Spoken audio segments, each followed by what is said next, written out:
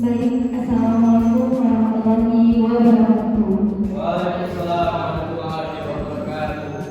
Selamat siang dan salam sejahtera untuk kita semua. Yang terhormat Bapak Dr. Adiana Rossi SDMM serta teman-teman kelompok saya dan teman-teman kelas SDM yang saya banggakan. Pertama-tama, puji dan syukur kehadirat Allah Subhanahu wa Ta'ala atas nikmat dan hidayahnya sehingga kita dapat berkumpul kelas ini dalam keadaan sehat walafiat. Salam berbisa dan salam selalu kita agunkan kepada Nabi kita Nabi besar Muhammad Sallallahu Alaihi Wasallam yang kita nantikan syafaatnya di yaumul qiyamah. Amin amin ya rabbal alamin. Baik, di sini saya Delvia Memana selaku moderator dan rekan kelompok saya kelompok 3 yang samping saya ada Arja, lalu Intan dan Sofia. Di sini kami akan mempresentasikan makalah yang sudah kami susun, yaitu faktor internal dan mempengaruhi perputaran sumber daya manusia. Dimulai dari pemateri pertama, mungkin akan dijelaskan oleh teman saya, Arja, silakan.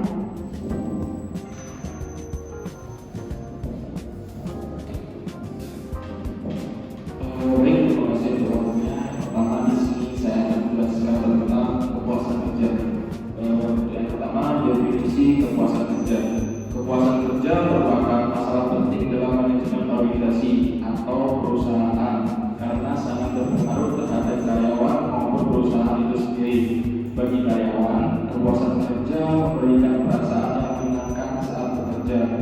Sedangkan bagi perusahaan, kepuasan kerja bisa membantu meningkatkan produktivitas, memperbaiki sikap dan perilaku karyawan. Suwarno 2011-263. Menurut Hadi Handoko, kepuasan kerja adalah kondisi emosional yang menyenangkan atau tidak menyenangkan yang dialami karyawan terhadap pekerjaannya. Kepuasan kerja mencerminkan perasaan seseorang terhadap pekerjaannya. Yang selanjutnya, yang kedua, teori kepuasan.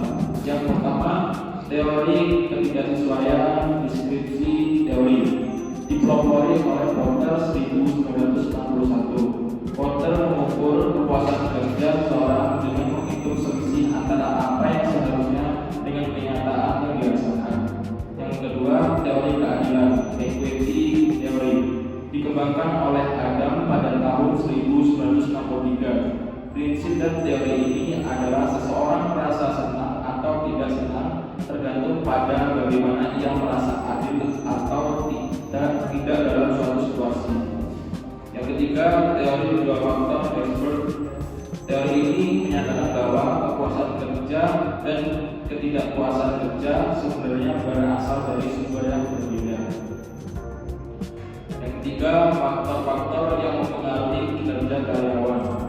Faktor-faktor yang memberikan kepuasan menurut Edi Sutrisno 2009-77 adalah: yang pertama, faktor individual meliputi umur, kesehatan, dan harapan. Yang kedua, faktor sosial meliputi hubungan kekeluargaan, pandangan bekerja, kebebasan berpolitik, dan hubungan kemasyarakatan. Dan faktor yang terakhir itu faktor utama dalam pekerjaan, meliputi upah, pengawasan, ketentraman kerja, kondisi kerja, dan kesempatan untuk maju. Materi selanjutnya, hubungan atasan dan bawahan. Menurut Badeni dalam Salida dan Fikria 2018, atasan memiliki peran penting dalam meningkatkan kesejahteraan psikologis bawahan dengan menciptakan lingkungan kerja yang sehat, tidak mengabaikan pengawasan, memberikan motivasi, dan menunjukkan nilai-nilai kerja yang penting bagi karyawan. Indikator hubungan atasan dan bawahan. Menurut Quirke 1999 dalam Al-Midah 2015, indikator yang ada dalam hubungan atasan dan bawahan dalam organisasi adalah sebagai berikut. Yang pertama, kesadaran awareness bisa diperoleh dengan memberikan informasi kepada karyawan tentang pekerjaan, baik melalui memo, newsletter, email, atau media komunikasi lainnya. Yang kedua, pengertian. understanding. Proses memberikan informasi dilakukan dengan cara yang lebih ramah, rutin, dan penuh perhatian sehingga menghasilkan pemahaman yang sesuai. Yang ketiga, dukungan atau support. Dukungan adalah bagian dari komunikasi di mana karyawan merasa ingin tahu dan mencari penjelasan tentang pekerjaan mereka. Yang keempat, keterlibatan, involvement.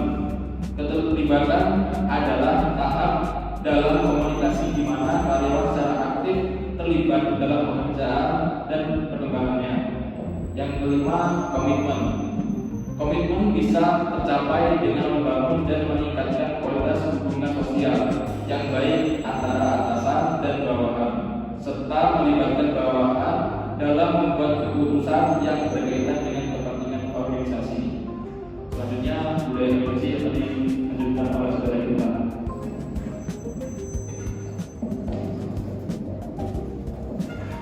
Baik, selanjutnya budaya organisasi.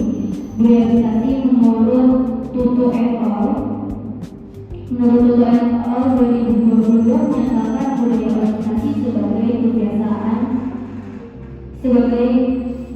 sebagai kebiasaan yang sudah berlangsung lama yang digunakan dan diterapkan dalam aktivitas kerjaan sebagai salah satu pendorong untuk meningkatkan kualitas kerja para pegawai. Lalu untuk organisasi ada beberapa. Yang pertama, memberikan identitas.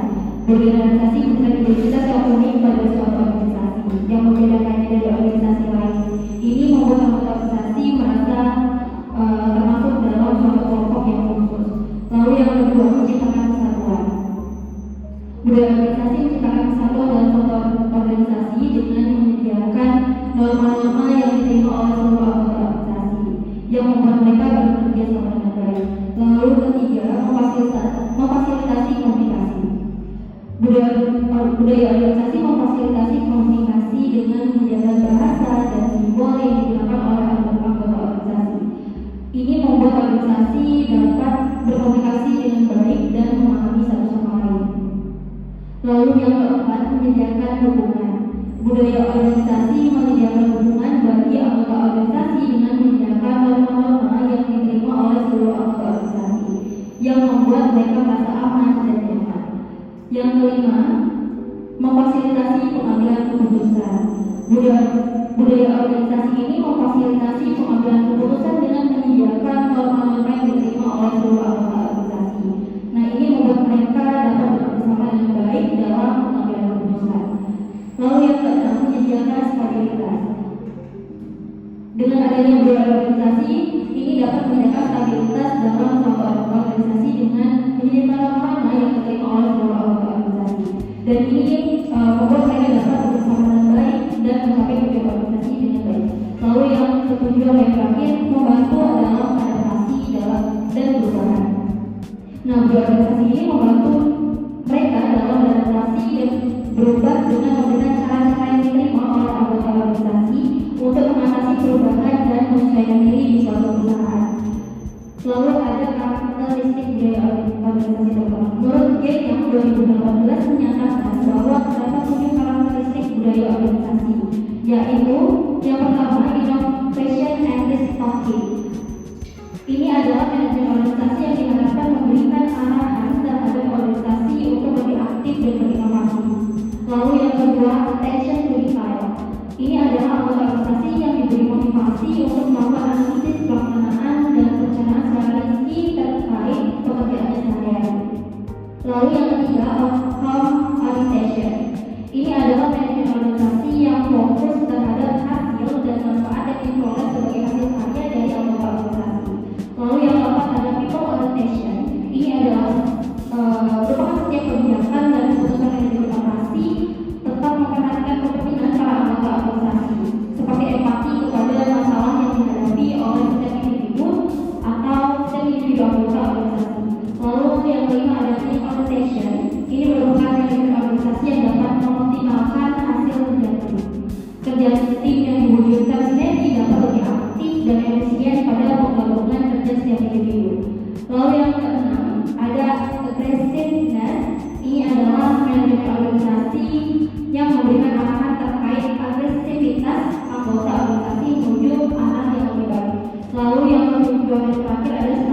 Stability ini merupakan kestabilan yang dapat terwujud apabila anggota organisasi ini menjunjung tinggi nilai-nilai dan peraturan yang berlaku di dalam organisasi tersebut.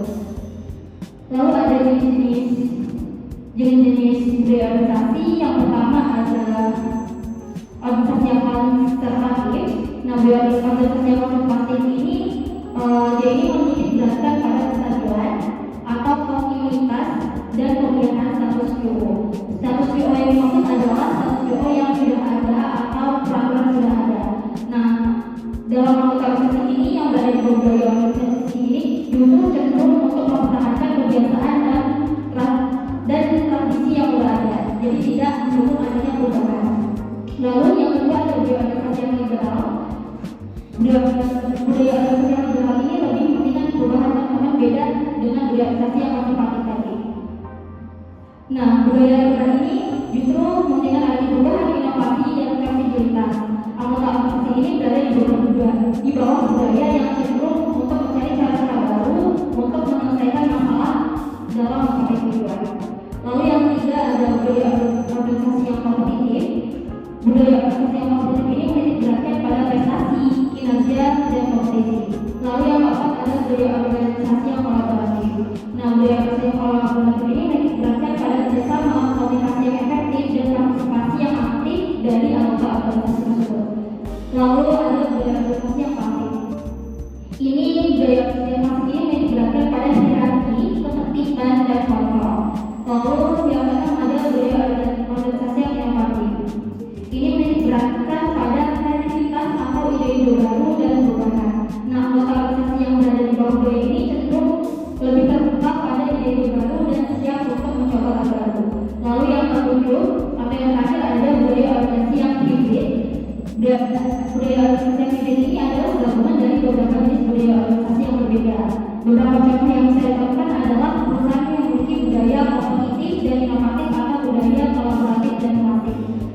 Selanjutnya akan dibacakan oleh teman saya, Kita.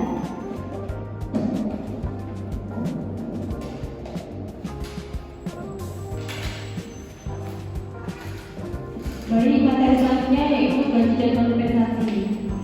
Menurut Yustini 2021, kompensasi merupakan salah satu faktor baik secara langsung maupun tidak langsung mempengaruhi tingkat rendahnya kinerja pegawai. Selanjutnya yaitu jenis-jenis kompensasi. Yang pertama yaitu kompensasi langsung, yaitu semua bentuk pembayaran yang langsung diterima oleh karyawan sebagai balas jasa atas pekerjaan mereka. Ini umumnya termasuk gaji atau upah yang merupakan pembayaran tetap yang diberikan secara berkala. Selanjutnya yaitu kompensasi tidak langsung, yaitu kompensasi ini merujuk pada manfaat yang diberikan kepada karyawan yang tidak termasuk dalam pembayaran tunai langsung. Contoh dari kompensasi tidak langsung termasuk asuransi kesehatan, rencana pensiun, cuti yang dibayar, dan tunjangan lain. Yang ketiga yaitu kompensasi berbasis kinerja, yaitu jenis kompensasi ini diberikan berdasarkan pencapaian atau hasil kerja karyawan. Ini bisa berupa bonus, komisi, atau bentuk insentif lain yang bertujuan untuk memotivasi karyawan dan mendorong kinerja yang lebih tinggi. Selanjutnya yaitu kompensasi berbasis saham, yaitu khususnya di perusahaan publik, opsi saham, atau rencana kepemilikan saham untuk karyawan menjadi bagian penting dari kompensasi. Ini memberikan karyawan kesempatan untuk memiliki bagian dari perusahaan yang dapat menjadi insentif kuat untuk meningkatkan kinerja perusahaan secara keseluruhan. Selanjutnya yaitu faktor-faktor yang mempengaruhi kompensasi. Yang pertama yaitu faktor pemerintah, yaitu regulasi yang ditetapkan oleh pemerintah seperti standar gaji minimum dan pajak penghasilan memiliki dampak signifikan pada kebijakan kompensasi perusahaan. Yang kedua yaitu negosiasi antara perusahaan dan karyawan, yaitu tingkat kompensasi bisa dipengaruhi oleh proses negosiasi gaji antara perusahaan dan karyawan, khususnya untuk posisi yang memerlukan keahlian khusus. Yang ketiga yaitu standar gaya hidup, yaitu kebijakan kompensasi harus mempertimbangkan gaya hidup minimal karyawan. Yang keempat yaitu perbandingan gaji, yaitu faktor lain yang mempengaruhi kompensasi termasuk ukuran dan skala bisnis perusahaan, tingkat pendidikan karyawan, dan namanya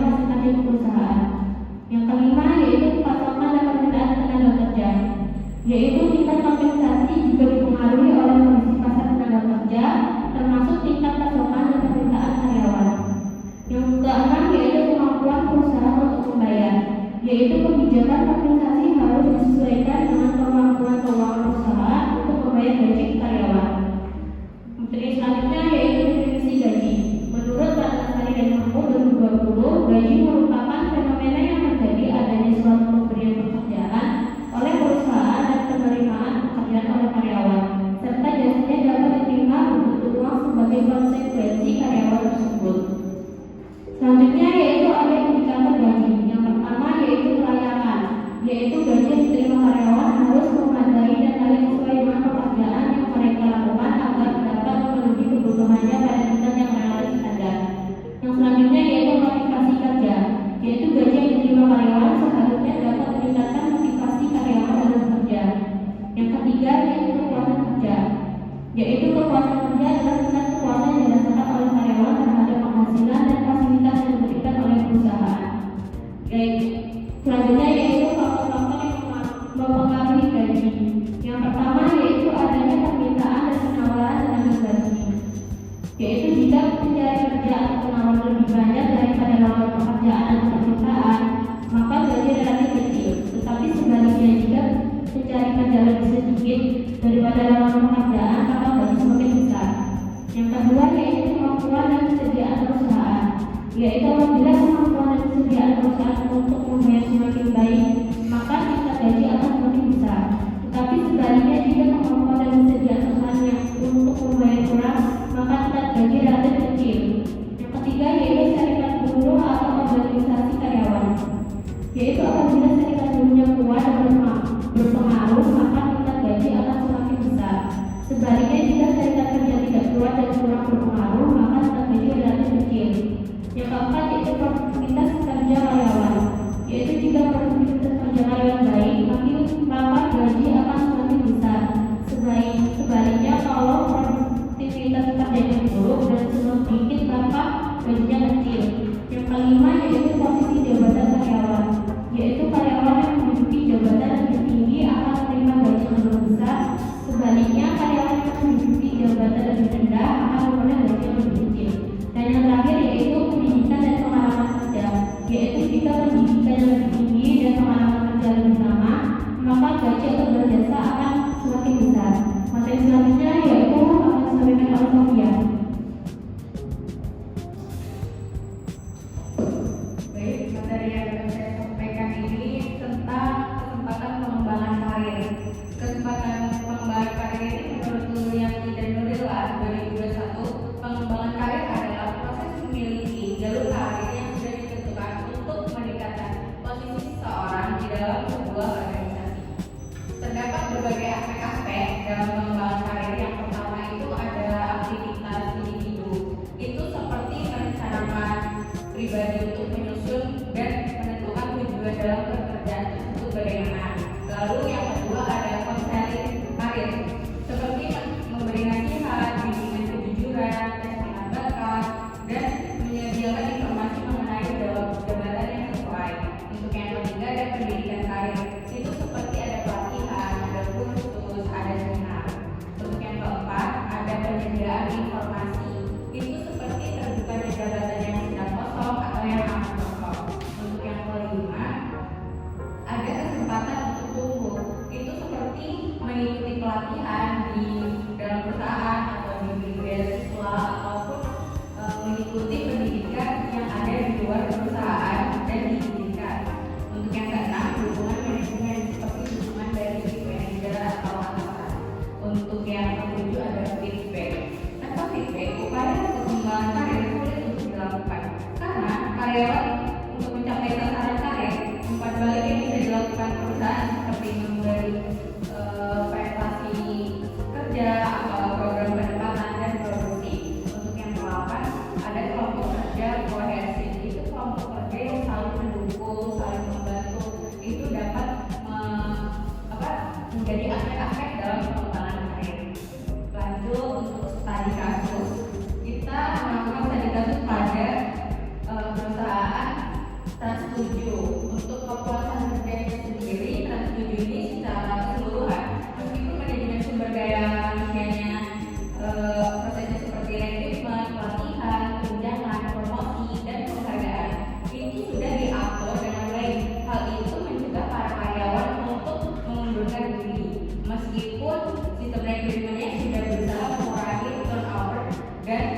dengan memilih karyawan yang cocok dengan minat dan bakatnya, serta mengungkapkan kondisi kerja sebenarnya. Lalu angka turnover di situ juga bisa terutama pada karyawan muda dan berpotensi dan lebih berpengalaman. Untuk hubungan atas dan bawah pada kelas 7 itu mereka sistemnya penilaian kerja telah dijalankan dengan baik dan adil. Karyawan bisa mengevaluasi diri sendiri dan berdiskusi langsung dengan atasan mengenai hasil penilaian tersebut. Untuk memastikan proses tetap objektif, SRG dengan para atasan juga melakukan diskusi bersama untuk keputusan akhirnya. Untuk budaya organisasi tersebut sendiri itu budayanya terlihat dari cara screen recruitmentnya menyampaikan dengan jujur tentang budaya dan suasana kerja di tertuju itu bagaimana pada calon karyawannya, termasuk melalui video. Selain itu juga ada pengembangan materi itu seperti ujian dan kepercayaan untuk menangani proyek dan melibatkan beberapa perusahaan gitu. Lalu ada juga penghargaan Employee of the Year, itu dimana karyawan yang berprestasi dipanggil di atas panggung dan di hadapan banyak orang untuk menerima plakat dan sertifikat. Untuk gaji dan kompensasi sendiri di Trans 7 itu yang cukup bagus. Setiap tahun karyawan mendapatkan gaji bahkan bisa lebih dari sekali. Mereka juga mendapatkan bonus tahunan yang besar melalui program profit sharing dan insentif bagi yang berhasil membuat program terbaik atau profit sharing plan. Namun sebagian besar orang di wawancara yang merasa gajinya diterima belum cukup atau belum memadai itu dibandingkan perusahaan televisi lainnya, terutama bagi karyawan yang sudah bekerja kurang dari 3 tahun gitu ya. Mereka merasa gajinya tidak seimbang dengan kerja yang cukup berat. Meskipun ada sistem bonus, banyak yang tetap memandang gaji kurang sebagai alasan utama untuk meninggalkan Trans 7. Lalu untuk kesempatan pengembangan dari Trans 7 sendiri, seperti sistem promosi jabatan sudah berjalan dengan lancar. Promosinya itu membuat para karyawan bersemangat dan termotivasi untuk bekerja lebih baik serta bersaing secara sehat. Namun ada persepsi bahwa hubungan dekat dengan atasan bisa membuat promosi lebih cepat karena beberapa atasan masih belum memiliki kandidat berdasarkan kriteria dan kemampuan yang sesuai. Jadi proses promosi melibatkan beberapa tahapan seperti wawancara, tes seleksi, ketekunan, kepribadian, maupun bakat ataupun prestasi. Lalu ada tes khusus bidang serta simulasi. Itu saja yang dapat saya sampaikan. Saya kembali ke moderator.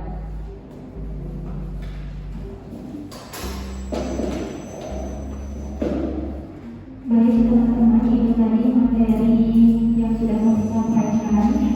Sekarang akan kami buka sesi tanya jawab. Silakan kepada teman-teman yang ingin bertanya boleh sebutkan nama dan juga SDM-nya. Boleh?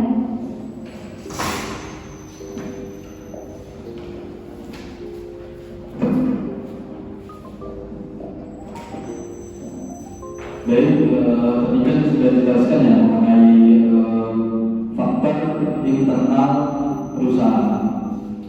Jadi pertanyaan saya di sini yaitu mengapa faktor internal perusahaan dianggap lebih dominan dalam mempengaruhi turnover karyawan dibanding faktor eksternal? Itu saja pertanyaan dari saya. Terima kasih. Baik, terima kasih kepada yang atas pertanyaannya. Dilanjut, teman-teman.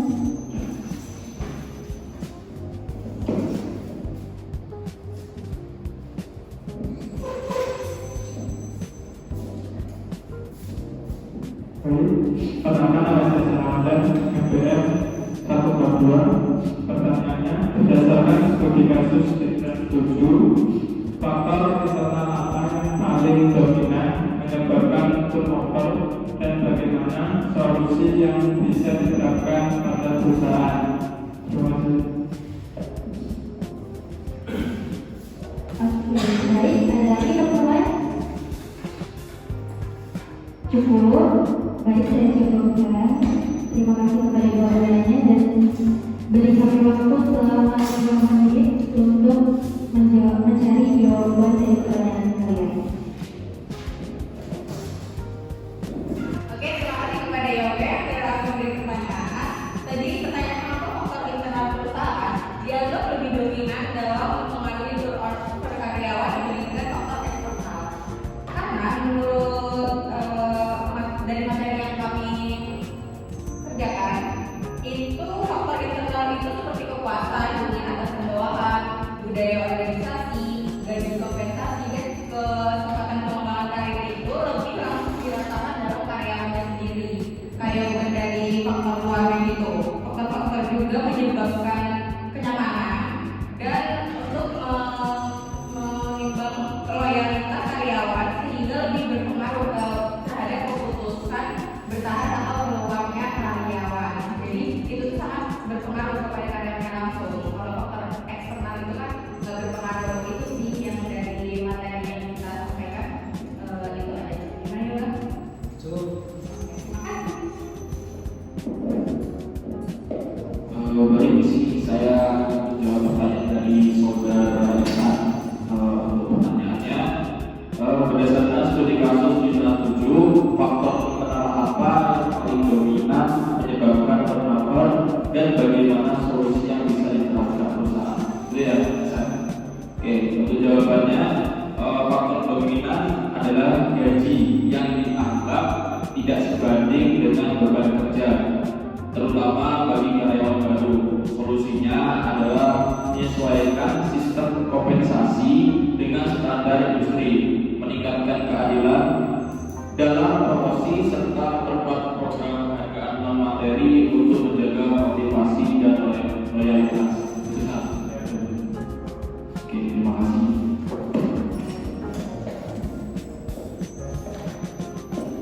Baik teman-teman, itu tadi hasil dari jawaban dari teman